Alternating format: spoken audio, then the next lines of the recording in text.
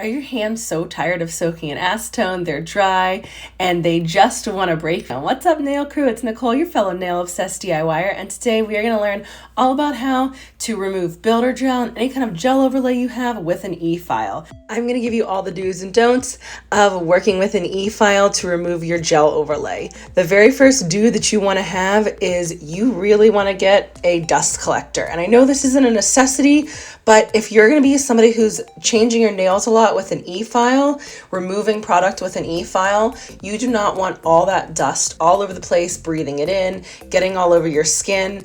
You want to get a dust collector to get the worst of it being sucked down away from your skin. Now, the one that I have, it's the Melody Susie dust collector. I want to say I got it on sale when it was around $80. You can get ones a little bit less than that, and you can also get super expensive ones. The one that I really want is like a professional one. It's $1,000, which obviously I'm never going to get that. Then the next big step is the bit that you use.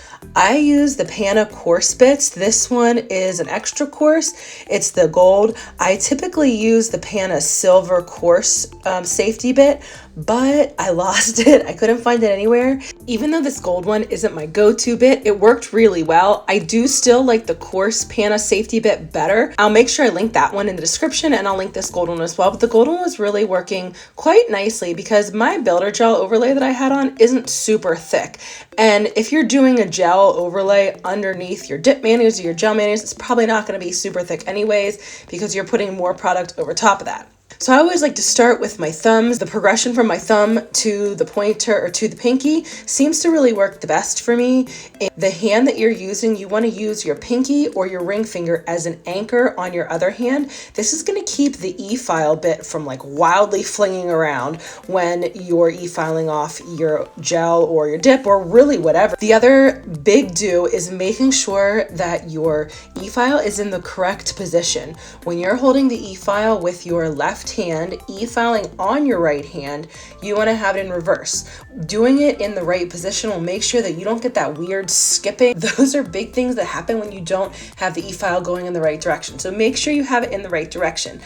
You don't ever want to press the e-file bit so hard into your nails that it's burning it or damaging your natural nails. You'd have to be very careful with an e-file, and you want to be using it at the right speeds. When I'm doing a removal of dip powder or builder gel, I'm using it at least 20,000 RPMs. I definitely did not do this when I first started, and I was pressing too hard with the e-file down into my nail because the product wasn't coming off because I didn't have it at high enough speed. I know it seems really scary. I was really scared too when I first started doing this because it just seemed really crazy that you'd be using an e-file bit at that high of a speed, but I swear it works. You still have to be really careful, which is why I like to use the Pana safety bits. Whatever brand of bit you're using for removal, I would definitely say go with a safety bit.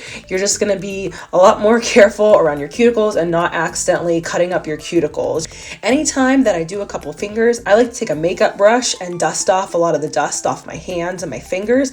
This just helps that I'm not keeping product on my skin, and that's why I'm wearing these disposable gloves as well.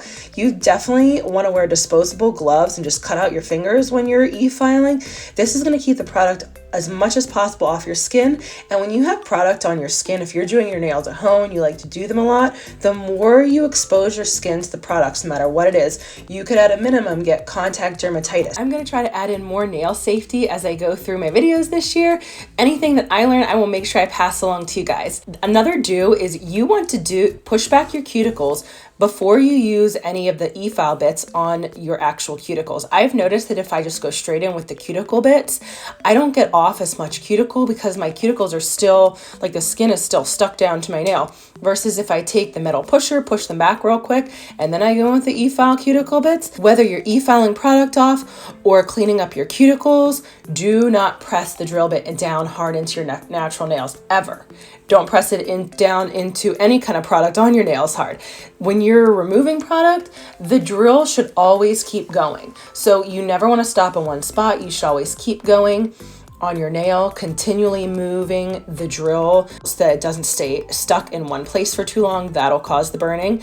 And when you're using the Efile bits on your cuticles, you press very, very gently. I'm using these two different ones, this ball bit, and you can see with the ball bit, I can literally like rub it against my skin and it does not do anything. So you very, very gently just go around your cuticle and take off any excess. Even pressing gently, you get, trust me, you'll get a lot of stuff coming off. You'll get a lot of that cuticle coming off. Another do is do use sanding bits on your natural nails. Nothing else should go on your natural nails but the sanding bit. And I've learned this. I've been watching nail techs for years, watching their YouTube videos, like going to all their like free tutorials that they have, their YouTube classes, anything I could possibly get. I've been trying to find as much information so that when I'm doing my e-filing and doing videos for you guys, my nail crew, that I'm giving you as much safety information from nail techs as I possibly can. I like to go through with my sanding bit at the very end just to make sure like I've gotten off a majority of the product. Now, if you leave a tiny bit of builder gel on your hand, on your nails,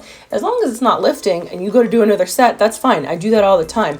On my thumb, there's a little bit of builder gel that's definitely going to stay there because I did an extension with my thumb, and I'm certainly not going to take off the extension to have to redo it every single time I do my nails. That's just crazy. Why would I want to do that?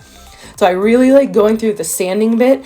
And the other do is you want to get your nails pretty smooth and even. You don't want to leave your nails all bumpy, and like you don't want to leave the little bit of builder gel that you're going to leave on there. You don't want to leave it all bumpy and uneven, because then when you go to apply new builder gel or whatever gel overlay you're using, it's going to have to fill into those holes and it's not going to be as nice and even. So once you're finished taking off all your product, you've prepped your cuticles, you're all good to go. I like to take isopropyl alcohol and scrub all that dust off. Any of the extra filings you have sitting on your nails there, you don't want that on for when you start adding your dehydrator and your primer, because then your product is not going to stick as well if there's any dust or any of the filings that are stuck on your nails. Now, if you're having trouble still with your builder gel application, then check out this next video and we will talk all about how to apply builder gel. Thanks for joining me today, nail crew.